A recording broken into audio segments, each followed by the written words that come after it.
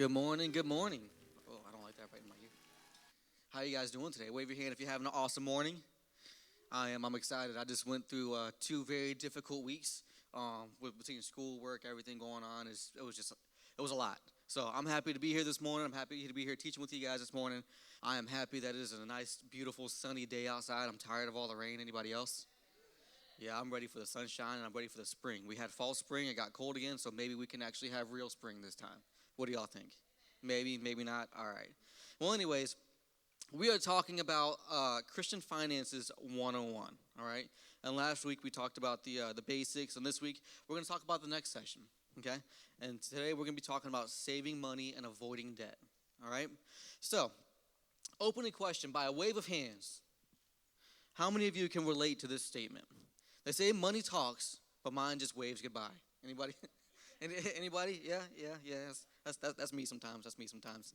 I was joking with my wife this week because in our relationship, I'm the spender and she's the saver. So I was like, "Hey, babe, you want to teach this lesson? Because I think this is more geared towards you." But no. I made sure she read over it. She put her input in for me, because she's amazing at this saving and budgeting and avoiding debt type thing. I think I'm pretty good at avoiding debt, though. But hopefully after this morning and next week's sessions, we can assist you in not having that money waving goodbye mentality, right? So last week we introduced Christian Finances 101, and we first established that Paul said to the church in Corinth, moreover, it is required of stewards that they be found faithful. And we pointed out that the Greek word for stewards had 2 important meanings. Does anybody remember those 2 meanings for the word steward in the Greek? Huh? A manager or overseer was one. Anybody else remember the second one? Ooh, you didn't think I'd be asking you questions about last week, did you? How many people did the homework that Pastor put out last week? Overseer was the second one. You got it. Actually, you don't have to wave your hand. You don't have to incriminate yourself. But I know Pastor put out a homework assignment last week. You guys remember that? You guys remember what it was?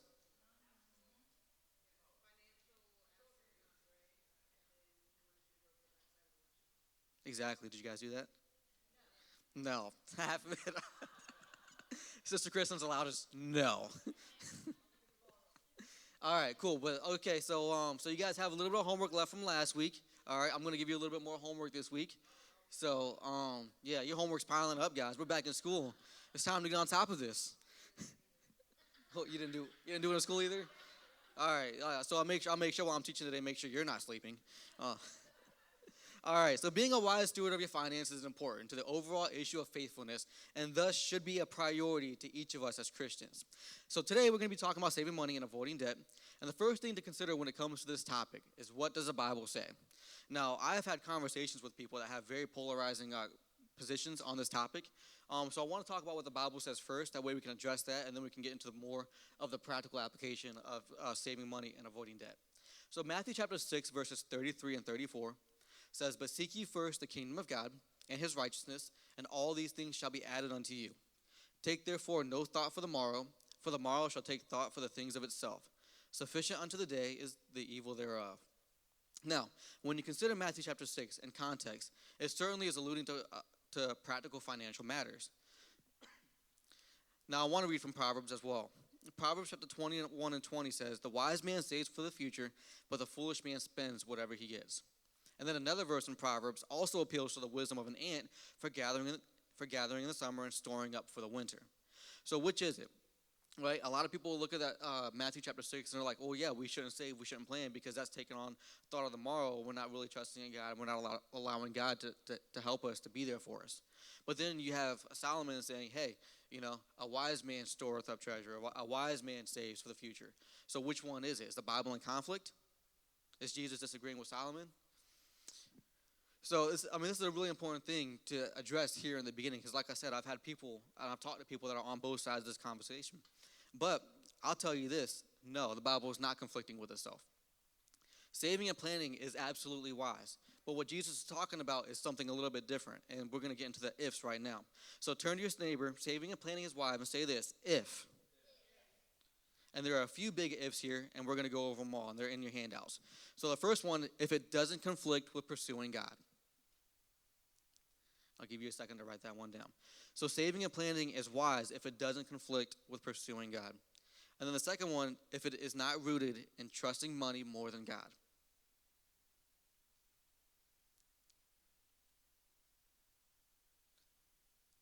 And the third one is if it is not based upon coveting.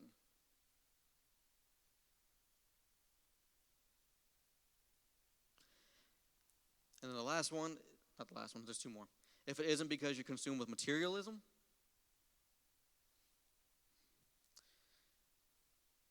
And then finally, if, and here's the really important, if it is not prioritizing the temporal over the eternal.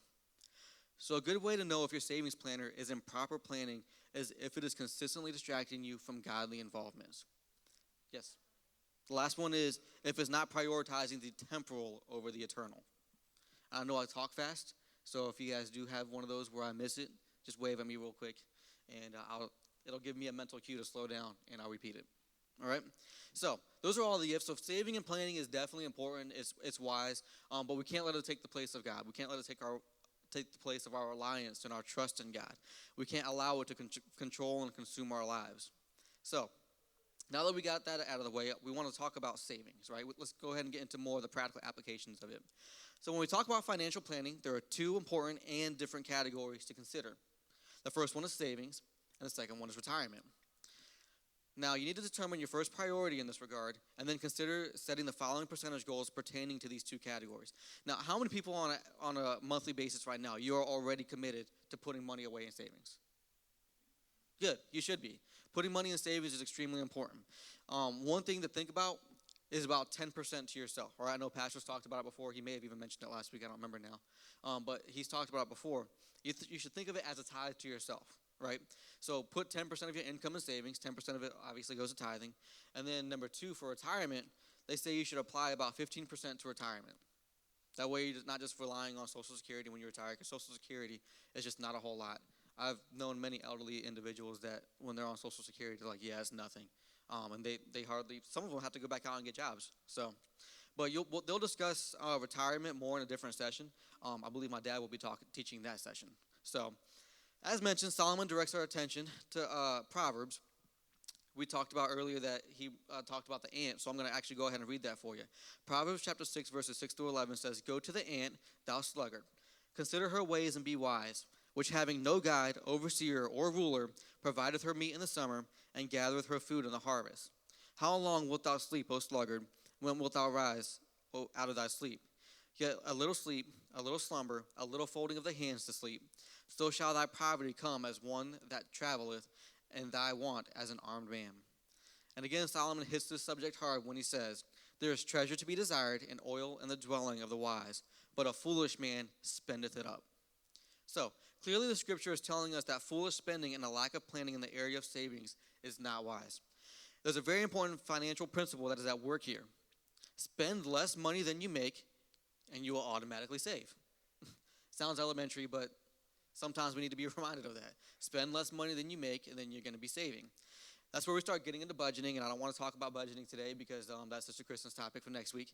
And I'm gonna let her teach you guys all about that, because from what I hear, she is an incredible budgeter. So, you have to make a strong decision to stop materialism. Consider it this way. Some people think about it as a kingdom. Some people are kingdom-minded, and then some people are thingdom-minded. Are you going to pursue things, or are you going to apply kingdom principles when it comes to your finances? And that's in your handout. Are you going to pursue things, or are you going to apply kingdom principles when it comes to your finances? Whether single or married, identify now some financial goals. Your goals may be a bit different depending on the current state of your finances. So let me give you a few goals to consider, just depending on where your finances are. The first one, establish an amount that you feel is needed for an emergency fund. If you don't already have an emergency fund, establish one now. How many of you guys are familiar with Dave Ramsey? You've heard the name. You've been through the Dave Ramsey University thing. Some of you guys are. If you guys aren't, he is a financial guru who has entire programs dedicated to helping people find financial freedom, get out of debt, all those things. He's a financial guru. I have many friends that swear by him. If you don't have an emergency fund already, and you also have debt, Dave Ramsey recommends starting off with what he calls a starter emergency fund of $1,000. And I like that. I like that he puts an actual number on it because I can speak for myself. If you don't have a goal in mind for your savings, if you don't put it like a number, if you don't attach a number to it, you're not going to reach it. You're just gonna like save like maybe $5 here, $10 there, maybe $100 there. I remember one summer, right? Um, this is probably my most accomplished summer of savings, right? My most accomplished year of savings, other than last year. So about we got married 7 years ago, so would have been the year before that. Um, the year I was planning on getting engaged to Kate, right? I had in my mind that I wanted to buy her a ring. I knew that we wanted to get married and everything. So I'm like, okay, this is all going to be a pretty penny, all right? So I put a number in my mind. I was like, okay, I want $9,000 in savings before I go buy this ring. I want $9,000. So in 9 months, I managed to save $9,000 with the job that I was working, okay? That I'd never even gotten close to that money before. I was making the same amount, but I put a number in my mind, attached it to a goal, made a goal out of it, and I made a concerted effort to make that happen. So with that being said, if you don't have an emergency fund already, make one. Start one. Start it off at $1,000. If you do already have an emergency fund, consider another goal to have. Maybe 3 to 6 months of bills in the emergency fund. So write down all your bills, know what your monthly expenditures are, and then calculate what's that times 3 and put that as a number as your goal. Again, putting a number on it is going to make it real, and it's going to help you to actually make it happen. So another goal to consider is establishing the first priority for you to begin saving towards. So this is not your emergency fund now. This is more of like a project fund. This is more of just having money in the bank to take care of things that need to get taken care of. In some cases, the first priority is going to be your emergency starter fund, but after you get that taken care of, this is really going to depend on what your situation looks like. For example, me and Kate, we have some work that we need to get done around the house. We need to get our gutters replaced. We need to get our hot water heater. We're coming up on needing to get that replaced. So we're working on saving up towards being able to pay those projects off in full when it comes. I know a couple years ago we redid our kitchen. That was one of those things that was on our plan, and we were able to get all that done. I think we paid all of that off in like 3 months or something like that. It was give or take 3 months. It was really close. We paid for almost all of it, half of it up front, and then we paid the rest of it off as soon as possible. So make sure that you have some goals, some projects that you know that need to get done. Start thinking about how much that's going to cost you and start saving up for it. And we're going to get into another reason why that you should save up for that here on one of the other goals, but not this one. The next goal is to determine to eliminate a balance on credit cards. This is extremely important. So we're talking about avoiding debt here soon, but paying off credit cards balances is very, very key. Let me say this. If you have large balances on your credit card, you're not alone. There's a reason that the credit card issuing industry is a $98 billion industry, all right? Thankfully, my wife and I have been very good about credit cards, not getting into credit card debt. We only have one. If you have like a bunch of different credit cards, I'm getting a little bit ahead of myself right now, but if you have a bunch of different credit cards, you should really consider cutting them up, like legitimately. You shouldn't have a bunch of different credit cards because that's how people get into debt, unfortunately.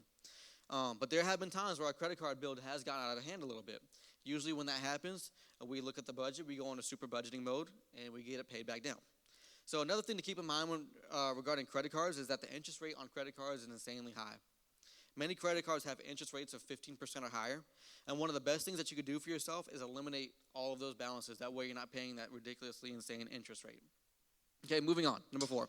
If you're married, help each other stick to a financial plan that you agree to.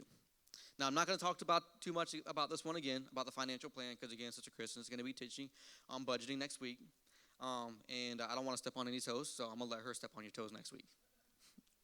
All right, and then number 5. If you fall off, commit yourself to getting right back on the financial plan as soon as possible.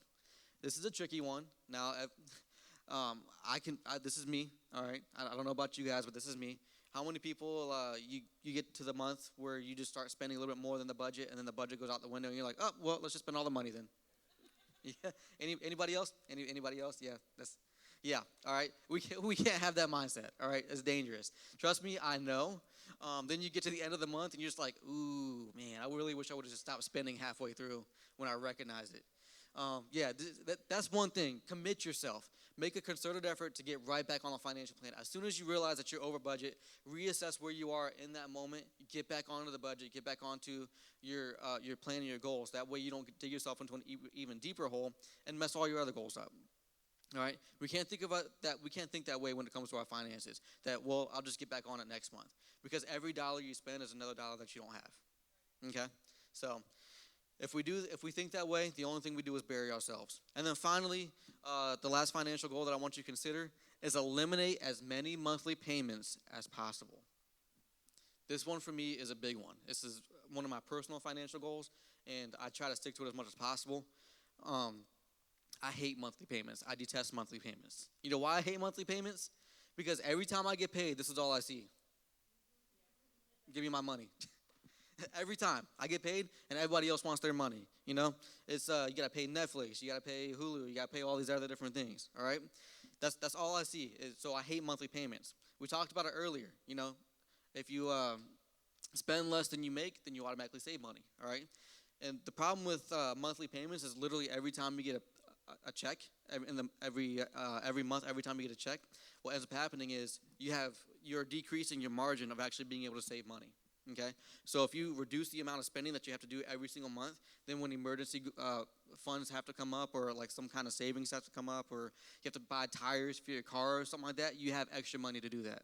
Okay, so I know it sounds super elementary, but everybody does it. All the companies, they want you on monthly subscriptions. You know, Disney Plus, that's one of the things right now. You know, they want you on that monthly subscription, all right, so they can keep your business and put your money into their pockets. Here's what I want you guys to do. This is your homework, all right? Write down your homework, because Sister Kristen's going to ask you next week if you did your homework. Maybe, I don't know. All right, here's what I want you guys to do. I want you guys to write down every single one of your monthly payments. All of them, every one of them. Your cell phone bill, your car bill, your mortgage, your Netflix bill, your Hulu bill, your power bill, Spotify, Dash Pass, your gym membership. Huh? Yeah. If you have multiple gym memberships, I don't know. Like if you have all the different streaming things, bills, write them down. I want you guys to write them all down. And then I want you to categorize them into essential and to non-essential, all right? And just so you know, Netflix is considered non-essential. Yeah, I know. I'm coming at some people's lifestyles right now. I'm sorry. It's considered non-essential, all right? Now, I'm not telling you to cut anything right now, okay? That's the thing is I'm not telling you to cut anything right now. You just need to know where your spending is going. You need to know where your money is going, all right? Because when it comes time to talk about budgeting next week, Sister Kristen again is going to talk about it. I'm hyping her up right now, guys. Just want you to know that. All right? Yeah, Sister Kristen, she'll tell you to cut it, all right? And she'll step on your toes, okay? All right, but you'll be educated. You'll be able to make the decisions. You'll be able to go back after we learn about budgeting next week, look at your finances, look at your expenditures, look at all those things and say, hey, you know what? No, maybe it is. Maybe I should go ahead and cut this, all right? So we want to be good stewards of our finances, right? I want to be a good steward of my finances. Part of that is knowing where our money is going and understanding when we make conscious decisions to spend extra money on non-essential things. It's not a bad thing. It's not a bad thing to spend money on non-essential things. You just need to make the conscious decision that, hey, I'm okay with doing this in this moment. Okay? You have to be prepared for that. You have to plan for that. So I'll give you guys a bit of transparency here. All right, in 2019, and I know a lot of you guys are going to laugh at me. I already know. 2019, I started playing a game, okay? And this game had a lot of what's called microtransactions, all right? Anybody know what a microtransaction is? Some people, not everybody, all right? Meaning if you spend extra money on the game, like in-game purchases, if you spend extra money on it, you get a chance of getting some type of advantage, all right? Now, parents, this is something important to keep in mind. Be very careful what games you let your kids play. And I'm being serious right now. I'm not even joking. There's research that shows a connection between these microtransactions and gambling addictions, okay? So check out what your kids are playing. Make sure that they're not doing these microtransactions things because there's actually, and I know in Europe, they're already banning that. They're banning what's called loot boxes and microtransactions in certain games. And I know in the U.S. there's bills pushed to get that banned because it's creating addictions in children to gambling. So anyways, I was playing this game and I noticed I was spending a little bit more money than I cared to spend. Okay? I wasn't breaking the bank. I wasn't putting our family into financial harm or anything. And it didn't help that I never actually got anything good from that extra money that I spent. So not only did I spend the money, it made me feel worse because I knew I just wasted that money. All right? Like immediate regret. Okay? So you know what I did? I gave it up. I said, no, I'm done with this. I'm not playing this game anymore. All right?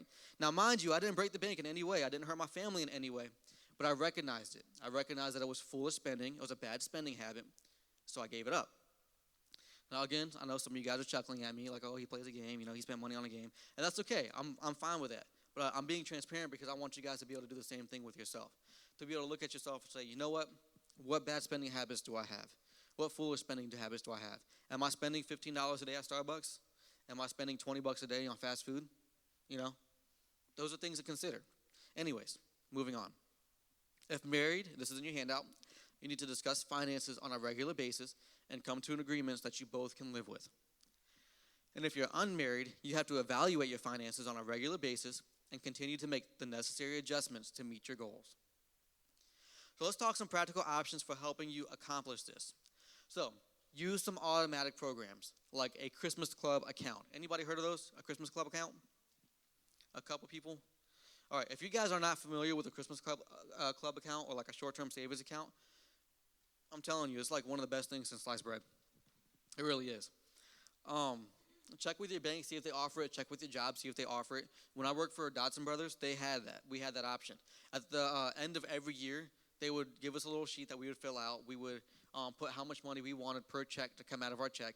And then starting in January, they would take that amount out of our check every single time. We wouldn't even see the money. They would just take it out of our check, put it in a separate account, and then in November, they would give it all back. Okay? So I opted to put, my last 2 years there, I opted to put $50 a check aside for Christmas. Now, let me tell you something. It was an incredible feeling going into Christmas season knowing that I already had $1,000 to spend on Christmas. That was meant to be spent on Christmas. I know a lot of us get the Christmas guilt, we get the Christmas regret in January that we spent all that money on Christmas. I know how it is. You get the bill and you're like, especially for me, my wife's birthday is in February. So we just finished paying everything off. I got to spend more money on in February. So I'm just like, the Christmas Club helps out a lot. If you do a Christmas Club account, if the option is available to you, take it. I promise you, you will not regret it. You won't. It's an amazing thing. All right. Anyways, moving on. So number 2, savings allocation at your bank. Again, check with your bank, see if they have options for that. And then number 3, mobile apps like Digit or Acorns. Now, I'm not super familiar with these apps myself, but I've heard incredible things about them, specifically Acorns. How many people are familiar with Acorns in here? Raise your hand if you're familiar with it, if you use it. Keep your hands up. Those of you guys who do not use Acorns, if you want information, talk to the people with their hands up. They're going to help you out with Acorns. Again, me and Kate had looked into it before, but there was some reason why we couldn't do it. I think like back then they weren't connecting with Navy Federal or something like that, so we need to look back into that. But I heard it's really, really good, and it's a really helpful way to save money. So again, stuff like that. Talk to the people that are familiar with Acorns. They'll help you out, okay? So remember this. Savings is more important than investing, okay? Once you have some savings and get out of debt, then you can start considering things like investing. But until then, don't worry about all the extra investments. The best investment that you can make, and Brother Gaddis said this in one of his one of the lessons that we had on the same series years ago. He said one of the biggest investments you can make is paying off your debt. And part of that was because of interest rates. Okay, and we'll get into interest rates here in a little bit. All right. So the next point of the lesson applies to us all, and it's whether you haven't yet established credit, you have great credit, or you have bad credit, whether you have no debt or currently are in major debt. The principles of avoiding debt are vitally important for your future. So let's come from a standpoint of already having existing debt and establish a plan of action. All right. So here are some goals to getting out of debt. Develop a plan to become debt-free with big purchases coming last. All right. So attack the smaller debts first so you can begin eliminating debt and interest. Then start going after eliminating the larger debt items like a car or mortgage. Consider this. When considering debt, always remember the wisdom of Solomon. Proverbs chapter 22, verse 7 says, "The borrower is servant to the leader." And speaking of a servant and a master, consider the words of Jesus. In Luke 16 and 13, he says, "No servant can serve 2 masters, for either he will hate the one and love the other, or else he will hold to the one and despise the other. You cannot serve God and mammon." So start working to eliminate the servitude of debt. Start small if you have to, but start somewhere. Zig Ziglar said it like this: if you aim at nothing, you will hit it every time. Let me go ahead and apply that to finances. If you have no plan to get out of debt, if you have no plan to save, you won't get out of debt, or you won't save. We said start with smaller debts first, and work your way up to the bigger debts like your car and your mortgage. Another thing to keep in mind when eliminating debt is the interest rates. And now we're going to talk about that for a second. Start eliminating debt that has high interest rates. Okay. Ideally, if you can start with the smaller ones with the highest interest rates, knock those out first. And here's a good example. When Kate and I bought our house, we put about $7,000 on the Home Depot card. Okay, that's pretty normal when you're buying a house. You have like work projects and everything. And now we planned this out. Okay, we had 2 years with 0% interest on it. However, if we did not pay off the entire project before the 2 years were up, then they were going to hit us with a 25% interest rate on the entire $7,000, and then hit us with another 25% interest rate on the remaining balance every month.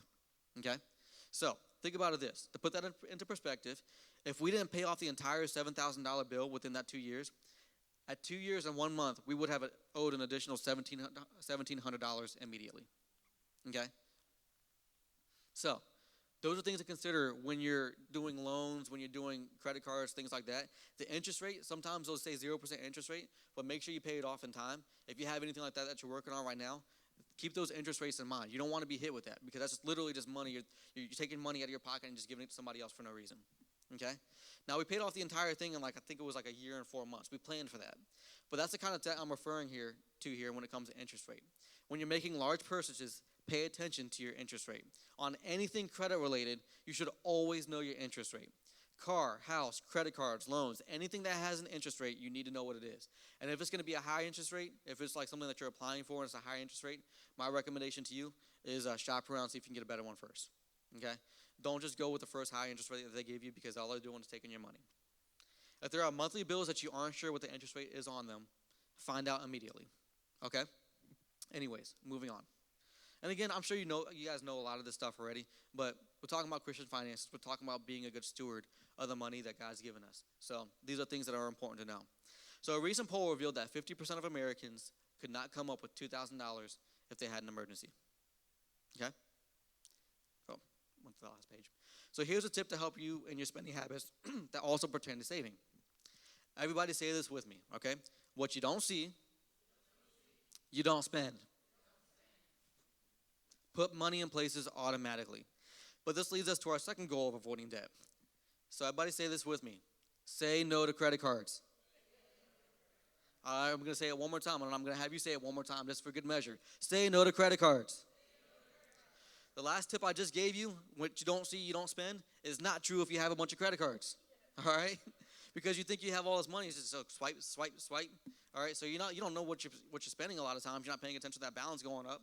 You know, you spend 1 week and you go out to fast food a couple times. You look at your balance on Monday, and somehow you just spent $400. Has that ever happened to anybody? You can be honest. It's happened to me. All right? You can be honest. Yeah, it happens. All right? Say no to credit cards. Okay? So let me give you some drastic measures. All right? If you have a bunch of credit cards, I'm going to give you some drastic measures to take when it comes to credit cards. All right? Again, my wife and I, we have one credit card. All right? Literally one. That's all we have. So if you have a bunch, cut up your credit cards, all right? Cut them up. Get spend cards to help you control your budget goals, all right? Those are like prepaid cards or things like that, okay? Use a cash system if you have to. People spend more with credit, less with debit. How many people use your debit card? You guys use your debit card? I never use my debit card. I hate using my debit card because I know that money's coming right out of my account, right? So, yeah, they take it immediately, all right? So I don't like using my debit card, all right? How many of you guys use cash? You guys use a lot of cash when you're spending money? Even less, all right? A lot of people use credit. Less people use debit. Even less people use cash, okay?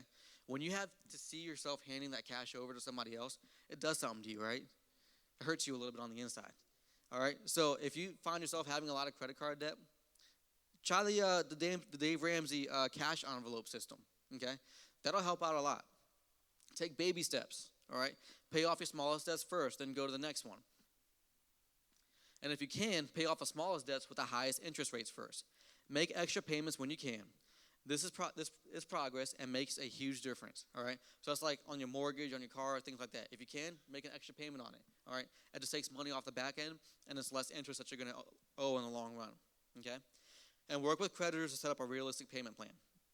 It's important to note that automobiles, this is just something for like when you're buying a car or something like that. Automobiles drop 40% in value in the first 2 years, okay?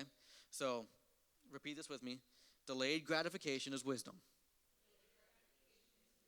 All right? So sometimes it doesn't hurt to get a used car, all right? It's not a bad thing because your car drops in value that quickly. So, goal number 3, okay? Know your credit score. Check your credit score. There are several free apps. Credit Karma is a suggested one. Monitor your credit closely and set up alerts to keep you posted on your status change. Identity theft is real, and your credit is one of the greatest casualties. You do not want your credit to get messed up. Okay? If your credit gets messed up, that affects your ability to buy a car, that affects your ability to buy a house, and even more importantly, anytime you have to get like a loan for anything, your interest rates skyrocket. And again, we've been talking a lot today. You've heard me say multiple times that high interest rates are killers. Okay? So do whatever you can to avoid the high interest rates, all right? And part of that is making sure your credit score is up. If your credit score is low, get with somebody. Find out, how can I get my credit score back up? They'll help you. People are out there to help you, okay? So, a couple other things to keep in mind just when it comes to finances, all right? And we're almost finished up. Your monthly mortgage should not exceed 25% of your household income.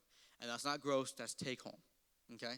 So your monthly mortgage should not exceed twice what you bring home every month, all right?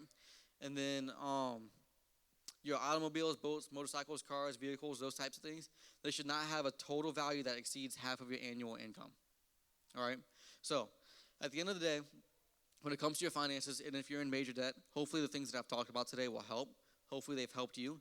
But at the end of the day, if you are in major debt and some of these things you're just like feeling very overwhelmed by it, what you need to do is just go talk to somebody, talk to an expert. They can help you. They'll help you get back on track. Debt consolidators that can help you get back on track. Just remember, keep in mind the interest rates when you're doing debt consolidation and stuff like that. Talk to somebody, talk to an accountant, talk to someone. Get your finances under control if you have to. Because at the end of the day, the only person that is hurting is you, and the only person that is going to help is you. All right? So, thank you. That is all I have for today. Come back next week. Sister Kristen is going to give us an amazing lesson on budgeting. If you're not great at budgeting, she will teach you how to be a great budgeter. All right? And we have service back at 11:30.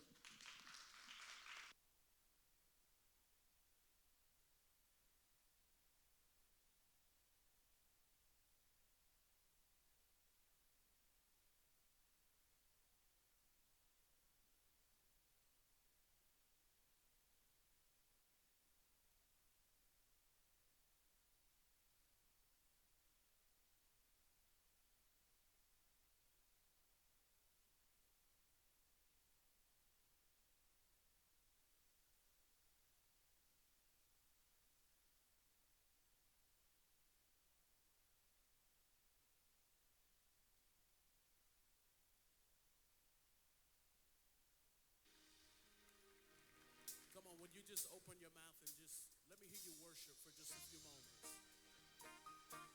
Come on, before we sing another song, come on, lift up your voice. Come on, I see you looking at me, but I don't hear you saying nothing. Come on, open your mouth. Come on, if you're going to worship, you're going to have to say something. You can't worship and don't say nothing. Come on. Open your mouth and worship him tonight. Come on, you're not here just to spectate. God didn't call you here to see. He called you here to worship. Now open your mouth and worship right now. I need to hear you, Tampa. Where my worshipers at? Are they right here?